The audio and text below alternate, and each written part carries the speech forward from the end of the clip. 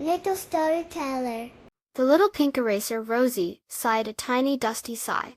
She sat on Leo's desk, next to a pile of scribbled drawings. "Oh dear," she whispered to her friend. "A long green eraser named Gary. Another wobbly line." All over the world, it was the same. Little rubber erasers and big block erasers felt tired. They spent their days rubbing away mistakes. "We work so hard," grumbled a blue eraser in Maya's pencil case. "Don't they know it takes a lot of wiggling to make a mark disappear?" So, one sunny morning, the erasers decided they wouldn't erase anymore.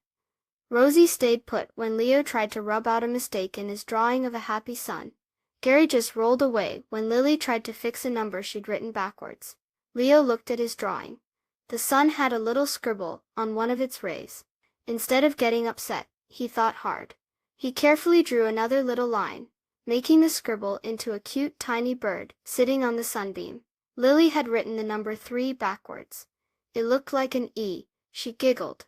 Instead of erasing, she added little lines to the E to make it into a funny wiggly worm.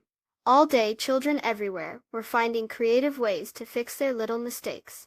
They drew flowers over spilled paint and turned smudged letters into interesting patterns. The erasers watched, surprised. That evening, Rosie and Gary chatted again. "The children were so clever," said Rosie, her pink face beaming. "They didn't need us as much as we thought." Gary nodded. "Maybe our job isn't just to rub away mistakes," he said thoughtfully. "Maybe it's also to help everyone learn to be a little more careful." From that day on, the erasers still helped when needed, but the children tried their best to draw and write carefully, and when they made a little oops, they often found a fun and imaginative way to make it even better.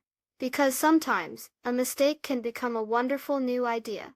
Just like how mixing yellow and blue paint makes green, sometimes trying something new with a little mistake can lead to something beautiful. Please subscribe. Thank you.